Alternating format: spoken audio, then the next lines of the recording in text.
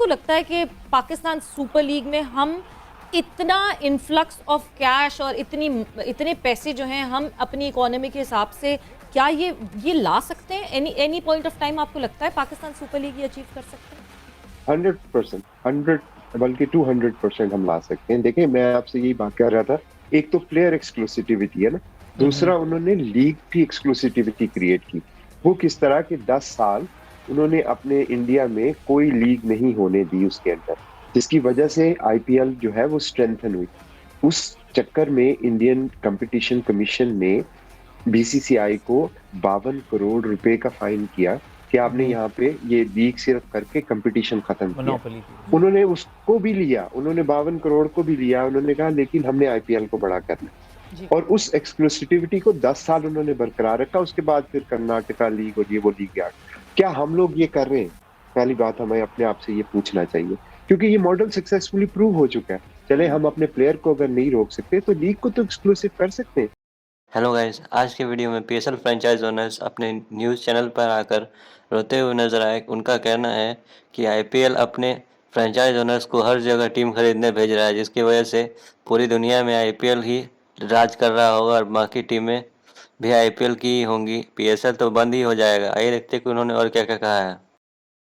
जो ये लीग्स जैसे क्रिकेट साउथ अफ्रीका लीग और इंटरनेशनल टी20 लीग, ये इनकी भी चीज़ें सामने आ रही हैं, इनकी स्केड्यूल्स पे भी बात हो रही है। क्रिकेट साउथ अफ्रीका लीग की जब मैं बात करती हूँ, सो आई रिमेंबर जब last time cricket South Africa की लीग की बात हुई थी, Lahore Qalandars had a team there. जी, हमारे पास वहाँ पे ग्लोबल लीग जब लॉन्च हुई थी तो हमने डरबन की टीम ली थी, लेकिन अनफॉर्चुनेटली वो लीग जो है फिर हो नहीं सकी। अब ये उन्होंने एक नए आइडियाज के साथ दोबारा से रीलॉन्च की है अपनी लीग, और इसमें जो है वो तमाम के तमाम, आप जैसा आप जानते हैं, आईपीएल के ओनर्स जो है उसमें टीम उन्होंने ली है। तो समीन, ये क्या उन्होंने इनविटेशन के थ्रू इनको फ्रेंचाइज की ओनरशिप दी है, या जिस तरह ओपन बिडिंग वाला कोई सिलसिला था? वो क्या वजह है कि जैसे लास्ट टाइम आप भी शामिल थे और जावेद आफरीदी साहब, आई थिंक बिनोनी की फ्रेंचाइज उन्होंने ली थी, सो इस बार आप दोनों हमें नजर नहीं आए इसमें। तो क्या ये टारगेटेड इंडियंस को ही किया गया था कि जी यहीं से ही हमें फ्रेंचाइज ओनर्स चाहिए? नहीं, ऐसा नहीं था। ये ओपन बिडिंग प्रोसेस था और वो काफी ज्यादा इंटरेस्टेड थे। मैंने इनका बिडिंग डॉक्यूमेंट्स भी लिए थे और काफी एडवांस स्टेज तक we were planning to bid for a team. लेकिन प्रॉब्लम जो हो रहा था हमारे लिए वो ये था कि जो उसके टाइमिंग है वो पीएसएल से ऑलमोस्ट क्लैश हो रहे हैं, जिसकी वजह से ये पॉसिबल नहीं था हमारे लिए कि हम दोनों लीगों पे फोकस कर सकते। बट क्रिकेट साउथ अफ्रीका की बहुत ख्वाहिश थी कि लाहौर कलंदर की टीम, जो कि हमने जैसे पहले भी आपने बताया डरबन में थे, और प्लस हमारा प्लेयर डेवलपमेंट प्रोग्राम और बाकी सारी चीज़ों की वजह से वो चाहते थे कि हम आए, लेकिन we decided because PSL is our priority, so हमने उसी पे फोकस किया और लास्ट मिनट पे फिर हमने ये बिड नहीं की।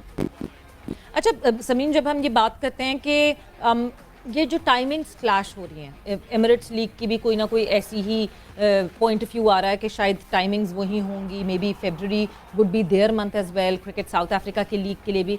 डू यू थिंक कि इट इज़ अ चैलेंज, और पाकिस्तान सुपर लीग पे चैलेंज बढ़ता जा रहा है, प्रेशर बढ़ता जा रहा है? डेफिनेटली मैं आपको बताऊं, ये चैलेंज सिर्फ पाकिस्तान सुपर लीग के लिए नहीं, ये क्रिकेटिंग वर्ल्ड के लिए चैलेंज है, और ये बात आई थिंक ऑन होराइजन है पिछले 6-8 महीनों से। और अगर आप इसको हिस्ट्री थोड़ी सी देखें, जब एसोसिएट कंट्रीज को आईसीसी ने अलाउ किया कि वो अपनी लीग करवा सकें, एसोसिएट के पास आपको पता है जनरली इतने एस्टेब्लिश नाम नहीं होते, तो they come up with the model के आपकी मेजॉरिटी ऑफ द टीम जो है वो फॉरेन प्लेयर्स की होगी। फॉर एग्जांपल यूएई में 9 आउट ऑफ 11 प्लेयर्स जो है वो फॉरेनर्स हैं। अब जब आप एसोसिएट को अलाउ कर देते हैं तो फिर उसके बाद ये चैलेंजेस सामने आते हैं, बिकॉज अगर आप देखें तो मेरे पर्सनल ख्याल के मुताबिक इससे क्रिकेट की कोई डेवलपमेंट नहीं हो रही है सच in associate country. This is much of a commercial venture by the existing franchise owners. और इससे जो सबसे बड़ा खतरा है वो बायलैटरल को है, और क्योंकि आप देखें अभी रिसेंटली न्यूज आ रही है, डेविड वार्नर के बारे में आ रही थी, लेकिन somehow क्रिकेट ऑस्ट्रेलिया ने मैनेज कर लिया। अभी ट्रेंट बोल्ट के बारे में आ रही है, क्योंकि अब हो ये रहा है कि जो आईपीएल ओनर्स हैं उन्होंने अपने एसेट एक्वायर किए हैं पूरी दुनिया में। उन्होंने यूएई में भी किया है, साउथ अफ्रीका में भी किया, और आईपीएल भी उनके पास है। आईपीएल का आपको पता है ढाई महीने की विंडो होगी। अब एक एज ए प्लेयर, अब मेरा ख्याल में उनको ईयरली कॉन्ट्रैक्ट की तरफ ये लोग लेके जाएंगे, क्योंकि एक साल के अंदर एक प्लेयर को अगर आप 3 लीग्स दे देते हैं और उसको इनफ मनी दे देते हैं, तो मेरा नहीं ख्याल कि प्लेयर के लिए ये कोई मुश्किल डिसीजन होगा कि वो क्या करना चाहते हैं, because as a professional this is their bread and butter. यहीं से उन्होंने कमाना है, यहीं से उन्होंने अपनी सारा करियर बनाना है। तो ये चैलेंजेस बहुत बड़ा है क्रिकेटिंग वर्ल्ड के लिए। और मेरे ख्याल में पाकिस्तान सुपर लीग तो ऑब्वियसली एक लीग है जो इफेक्ट होगी। बोर्ड्स को ये सोचना चाहिए कि वो अपने प्लेयर्स को कैसे मोटिवेट रखें। राइट एक चीज़ जो समीन नज़र आ रही है वो ये है कि ज़रा इंडियन इन्फ्लुएंस है, कॉन्सनट्रेट हो रही है, इंडियन ओनर्स ही हैं। आपने इन 2 लीग्स का नाम लिया, I think Caribbean Premier League तक में वी नो दैट जो Trinidad and Tobago Knight Riders है, that too is owned by, we know Indian franchise own करती है उसको। सो ये जो कंसंट्रेशन हो रही है in one country, I mean what should be यार, देखिए हम क्या करने वाले हैं, ये एक बड़ा इंपॉर्टेंट अब एक चीज़ बन जाती है, बिकॉज ये तो पाकिस्तान क्रिकेट के सर्वाइवल के लिए क्यों इंपॉर्टेंट हो रहा है, बिकॉज इंडियंस तो बड़ा क्लियरली ये बोल चुके हैं कि हम पाकिस्तानी प्लेयर्स को नहीं खिलाएंगे। उन्होंने कहा जी कि हमारी आवाम, आई मीन आवाम पे उन्होंने डाल दिया, मुझे नहीं पता उनकी आवाम कितनी ऑन बोर्ड होगी इस बात पे। वो कहते हैं जी हमारी आवाम नहीं चाहती कि पाकिस्तानी खिलाड़ी जो हैं वो इंडियन फ्रेंचाइज के लिए खेल रहे हों। सो व्हाट शुड बी, हमारी स्ट्रैटेजी होनी क्या चाहिए अब, बिकॉज ये तो दरवाजे हमारे क्रिकेटर्स के लिए इंटरनेशनली बंद होते जाएंगे। जी बिल्कुल सही कह रहे हैं आप, और ये वैलिड कंसर्न है। मैं आपको बताऊं, जिस तरह आईपीएल ने ग्रो किया है उसकी वजह से उसके जो फाइनेंशियल्स हैं वो इतने स्ट्रॉन्ग और हेल्दी हैं कि ये अपॉर्चुनिटी प्रोवाइड करते हैं उन ओनर्स को कि वो डिफरेंट जगहों पे जाके लीग को बाय कर सकें या टीमों को बाय कर सकें। अगेन फिर वही बात आती है कि आईसीसी को भी सोचना चाहिए कि क्या एसोसिएट को अपनी लीग करवाने का मकसद ये था कि किसी इन्वेस्टर्स को आप एक और अपॉर्चुनिटी प्रोवाइड करें कि वहां से वो अपनी कमर्शियल सेंस बना सके। This is what ICC need to think. But as a board या एज ए क्रिकेट फैन हम सबको ये सोचना चाहिए कि एक मुल्क की डोमिनेशन जो है क्रिकेटिंग वर्ल्ड में, it's not good for the game. क्योंकि आप बहुत, और ये सामने ऑन कार्ड्स है, क्योंकि ये लोग जैसे जैसे आप देखेंगे लीग होती जाएगी, प्लेयर्स जो हैं ये आपके इरोड्स होते जाएंगे, या आपकी जो नेशनल कमिटमेंट्स हैं उनकी बहुत लेस प्रायोरिटी बनते जाएंगे।